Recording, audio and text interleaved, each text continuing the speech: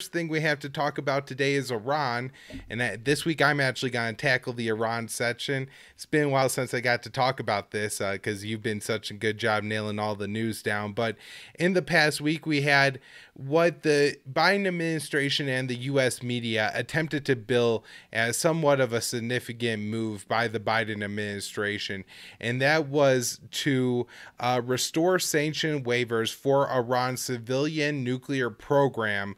And this is in part like something that was supposed to happen with the JCPOA. I think these were sanctions that Trump put on in 2020 and or rescinded the waivers in 2020. And so this prevented, say, another third country from doing work on Iran's nuclear reactors that they have to produce energy and medicine and all the other things that nuclear power does other than produce weapons, which Iran doesn't do with its nuclear weapons. And so, you know, this really wasn't a big deal. And as the Iranians said in their response, that unless the U.S. is actually going to move to remove the sanctions, then the waivers really aren't that big of a deal.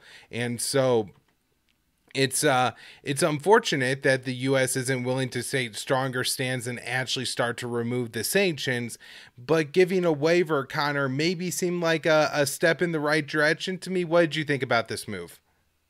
I think it's at the very least a good indication that we're headed into potentially bilateral talks between the U.S. and Iran with something to show for it, like to show that the Americans are more serious than they've appeared in the past. Also could bode well for this. We're still in the eighth round. I know we're resuming they're resuming negotiations in Vienna today. So that could also mean, there's a lot of talk about this being, possibly the final round of negotiations, because everybody seems to agree that we're getting very, very close, inside of the deal in the final stretch and this sort of thing. So, and we have these political decisions that have to be made. So I think this is a good indication. And I will say this: I saw an exchange today with Matt Lee and Ned Price in the State Department press room, where Ned Price is reluctant, as you've seen in some of these quotes on this. They're reluctant to say that they're giving Iran benefit or that this is sanctions relief or this kind of thing. And of course, like, the Iranians are saying it's good, but not enough. But Matt Lee was going, but does this benefit Iran? Does this benefit Iran? And Ned Price is like, no. And he's like, but he just keeps demanding him answer. He's like, well, then why are you doing it? Why are you doing it? Does it benefit Iran? I don't know. I thought it was sort of a weird bone to pick, but I'll just say that it does seem like a step in the good direction, but I think they're also trying to cover their right flank about this. Right. And I think as the Iranian foreign minister, Amir Abdullahian, I think is about how you say his name. I might be mispronouncing that a little bit, but he said that was good but insufficient. So I think, we're kind of in agreement on that. Not making a big deal, but could be a good sign. Now, one, I guess, piece of bad news that we got last week, Connor, was the story from the Wall Street Journal that says Biden administration officials say that even if they return to the Iran nuclear deal, the Joint Comprehensive Plan of Action, the JCPOA now, that Iran's nuclear breakout time would be less than a year.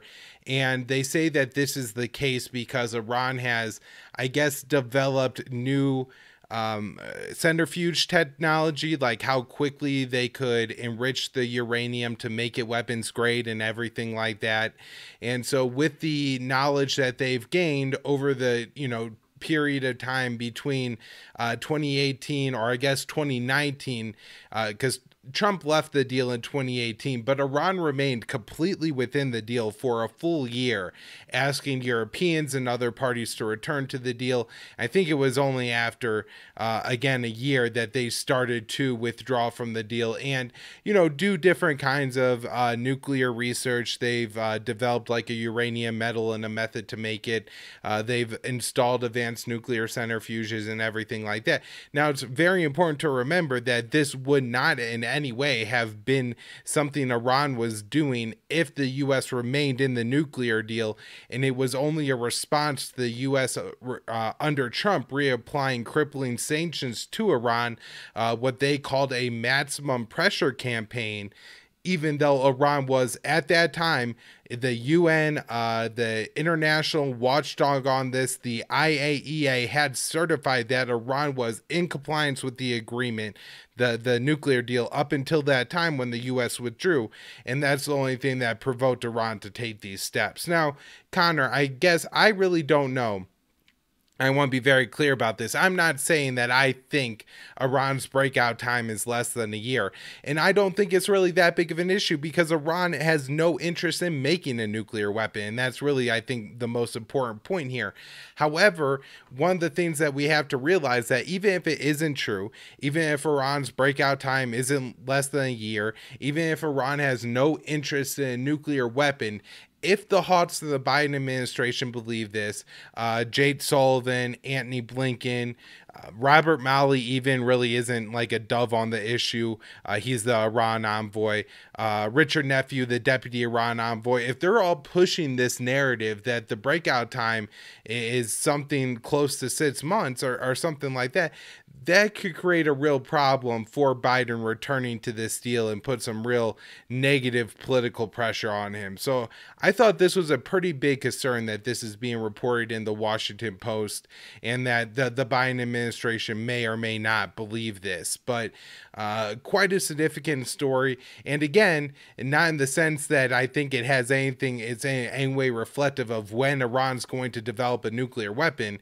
But if the U.S. is calculating that the breakout time is shrinking, hey, maybe it's actually what's going to pressure them to go ahead and make the deal with Iran to keep it whatever they calculate it is now, 8-9 months.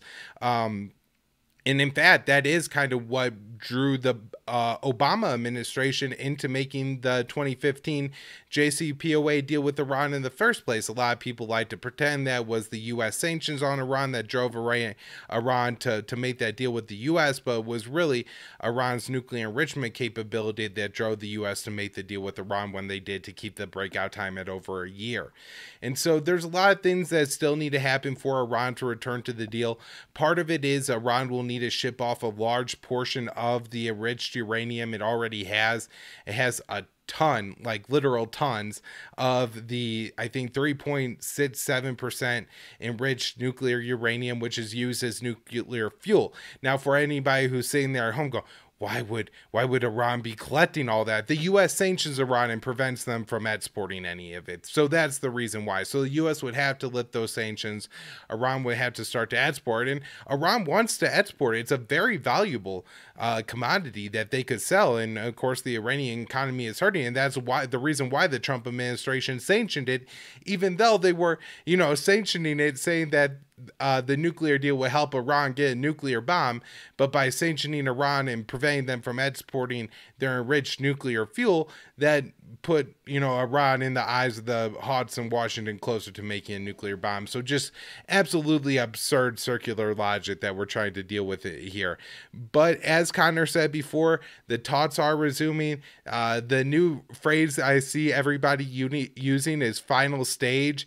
And so it seems like we're going through, what is it, like the Eagles' 10th farewell tour or something like that here, Connor, where, this is the final goodbye. Goodbye to all the fans. They got like 10 different variations of it. But anyways, the fact that, they are returning to Vienna, the talks remain indirect, but the fact that they are returning for talks, I think, is a good sign. And in fact, the Russians said that there is actually a draft agreement on the table, although Russia acknowledged that there were still changes that would have to be made. The fact that Russia is saying that there's a potential agreement on the table, I think, is quite significant. Now, I want to mention that maybe a little bit of change in rhetoric over the past particular few months, where it's mostly been the Americans that were like, a lot of work needs to be done, we're not that close and everything like that. This time it seems to be the Iranians, particularly spokesperson and people within the Supreme Ayatollah's office, that are putting out that, there still is a lot of work to be done. The sanctions are still a red line, and unless the U.S. is willing to lift it, then nothing's going to happen. And so I'm not sure if we're going to see like an agreement within the next couple of weeks, Connor, but it does kind of feel like, with the U.S. Applying those waivers to Iran's program, that maybe we are starting to dip our toes into the territory of actually getting a deal done and returning to the JCPOA.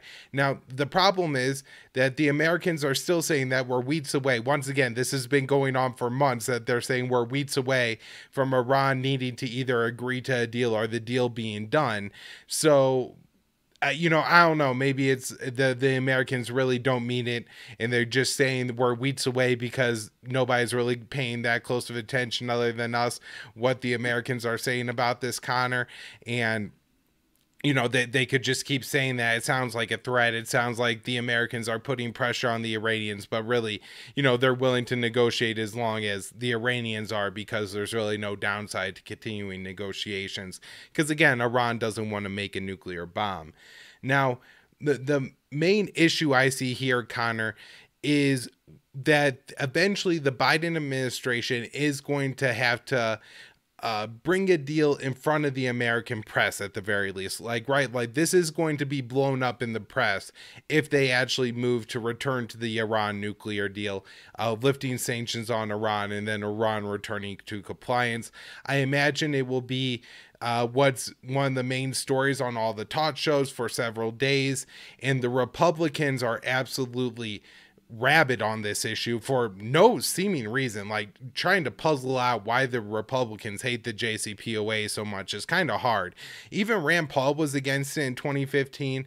Right now we have Ted Cruz leading a letter for the Republicans. 33 have signed on, saying that if Biden returns to the JCPOA without bringing it to Congress to review, that they would essentially make life hell for the president in the Congress. That's not actually Ted Cruz's quote, but didn't exactly say the exact threats, citing different pieces of legislation and now things that I guess have been like codified in law and different provisions that, if the U.S. were to enter into a new deal with Iran, they are supposed to bring it to the Congress.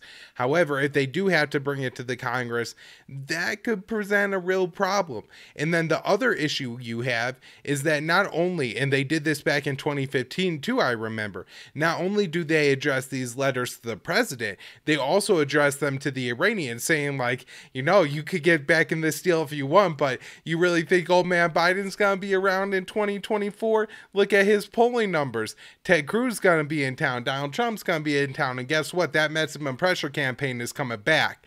And so the Iranians see that and they say, well, if we're agreeing to make these concessions again and do all this to unwind our civilian nuclear energy program and come back into compliance with the JCPOA, then we need a longer, if it's guaranteed it's only gonna last 3 years, that ain't good enough. And also you have, it's not just the Republicans, it's the Democrats too. Top Senate Democrat Bob Menendez slams the Biden administration for continuing to negotiate with Iran. He's almost taking a more aggressive position than the Republicans, saying that the administration was clinging to the deal for nostalgia's sake, in a rebuke of the U.S. indirect negotiations with Iran, saying, at this point, we seriously had to ask what exactly we are trying to salvage. This person is it's unbelievable, because this is somebody who should be getting classified briefings, Connor, and actually understand what's going on in the Middle East, who has nuclear weapons, what the Iran nuclear deal actually achieves, but that doesn't seem to be the case. And so Biden's going to have a hell of a hurdle to climb in the U.S. if he tries to return to this deal. Now, he really shot himself in the foot on this, Connor, because he could have done it initially, and then they couldn't have complained about, oh, the breakout time is now less than 1 year, and that's the agreement that we made with the Israelis, and what everybody has agreed is the consensus for our policy, and so nobody could ever go back on this idea that Iran could get a nuclear weapon within a year, and we would have to sanction them if that were the case. And so, that kind of hyperventilating U.S. foreign policy is what it is. And, we could sit here and talk logic and reason and everything like that, but that doesn't always break through in Washington. So it may be too late politically in the U.S. for Biden to return to the deal. And that could be a real issue here. Now, he could just railroad it, push it through and do it and say, I'm returning to this deal. But I guess if he was willing to spend that much political capital on it, Connor, I would have thought he would have done it already. One last thing here I'll mention, I'll let you kick it over to you for anything that you have. It's not just the Republicans and the Democratic caucus in Congress. It's also the Israelis. Israeli President Naftali Bennett spoke with Biden, I believe yesterday on Monday. And in that call, he says that Biden said, Israel has freedom of action against Iran, whether the nuclear deal is revived or not. And so this is just the Israelis continuing to make threats against the Iranians. And Connor, as I think you've pointed out very importantly on the show, Israel doesn't have the capability to attack Iran on its own, or at least in the way they would need to take out their nuclear program, right? And so I don't know what does launching like one missile at some Iranian port do? I know they could do a lot more than that, but what does a attached short of actually taking out the nuclear program do for the Israeli propaganda narrative? It seems like it would just enrage Iran and create a conflict in the Middle East. And so the fact that the Israelis continue to make threats is a problem. However, I think those threats are pretty empty. And it seems like, at least for the past year, the Iranians have kind of either understood that those threats are empty, or that the Iranians are kind of willing to tolerate to the extent, or retaliate in these kind of minor ways, like enriching uranium a little bit more when the Israelis assassinate nuclear scientists, and not allowing that to be a breaking point to withdraw from the deal or anything like that. Last note here, Iran is looking to continue talks with the Saudis. No response from the Saudis on that yet, but could be some good news. Not too much to it yet. Connor, what you got? Well, there was also, after our show last week I saw a report from Dave DeCamp that night on The Wire that Israel had just carried out, I think they said 2 weeks prior, it was very recently anyway, they were doing drills practicing bombing Iran's nuclear facilities. And reportedly, I think Times of Israel reported that the Khan broadcaster in Israel said that a U.S. Air Force officer was there witnessing all of this. Yep. And they suggested that this signifies a different approach from Washington in regards to, or Biden in regards to the nuclear program. But there was like multiple jets in different scenarios, and they were practicing midair refueling, and this is the kind of thing they would need to do if they were going to bomb Iran. But yeah, I totally agree. They don't have the capability to do that. That doesn't mean like they've threatened in the past. In the lead up to the conflict in Syria and the dirty war, they were threatening Obama and back channels that they might just start a war with Iran. And then what are you going to do, basically? Like, we may just go ahead and bomb their facilities. Because at that point, it's kind of it's a fait accompli. Like, the Americans would have to come in and defend Israel, which it shouldn't be the case. But unfortunately, that's the politics. Now, you got me thinking that, we were so elated when Nephew got kicked off the negotiating team. He's still the deputy Iran envoy, like you said. So that doesn't mean, he might have been the leak in the Wall Street Journal saying that, the breakout time, and this is throwing a whole wrench. And it's interesting that Menendez is parroting the House Republicans who sent that letter to Blinken recently, where they said you should break off talks now. It was over 100 representatives in the House who were saying that just end it now, and reimpose heavy sanctions or harshly impose. Like, Biden hasn't lifted any, he's added more. So like, even Menendez, they have to come up with like adverbs, or like, you should vigorously enforce the sanctions. So it doesn't look good. It looks like they're trying to box Biden in. I think the Israelis and of course the Congress, it's the usual thing. And there could be factions within the Pentagon that are saying that kind of stuff about the breakout time, because even if they don't want a war with Iran, ultimately it's a huge justification for, money going to the Pentagon and to the intelligence community, the fake Iranian threat. Now, the other thing too is, if Israel no, so that Times of Israel report that came out last night, the one that Dave was reporting on, if you look into it, if you read it, there's an Israeli official in there who's unnamed, who, because Bennett said last week that he goes, I hope these negotiations end with no deal, and that our campaign to weaken Iran has already begun. And so somebody put some meat on the bones of what that campaign is, an anonymous official in this Times of Israel report, and they said that it's going to be multi-year. Like, the guy says it's not going to be for just 1 or 2 years. And they go, we're going to weaken them economically, diplomatically, carry out targeted killings, cyber warfare, covert, overt, like all these different things. And they said, we're going to keep them busy with themselves. And they go, we've had an internal gap we haven't had an internal plan B. We're closing that gap with hundreds of millions of shekels, updating our intelligence and like military capabilities to deal with Iran. We already know they've put, added billions of dollars to their budget, to prepare for this, attack on Iran, or at least that's nominally what they've said. I mean, if they carry those kinds of things out, it's going to be difficult for Iran, like you said. I mean, they could, I suppose, enrich some uranium, but they've already said that they won't enrich beyond 60%, and they're already doing that. And arguably, that's what's gotten the Americans to come as far as they have, even if they don't return to the deal, like you said. So, unfortunately, I think again, we're in a bad spot. But the best bright spot I saw was the Iranians said that while they emphasize that our red line is getting the sanctions relief that would be necessary for us to reap the benefits of the JCPOA. But they did say that significant progress had been made on guarantees for sanctions relief, which is kind of difficult to square since we're not in the room. But at least that sounds like a good thing. And the fact that their red line is really the main thing. It's about the scope of the sanctions relief. So I think that's their political decisions, ultimatum to the Americans, that like, you're going to have to do this. And then I think you're right. I mean, if they made the guarantee about, if he might mean that Biden said, okay, well, I'll commit to it for my duration, like my term's duration.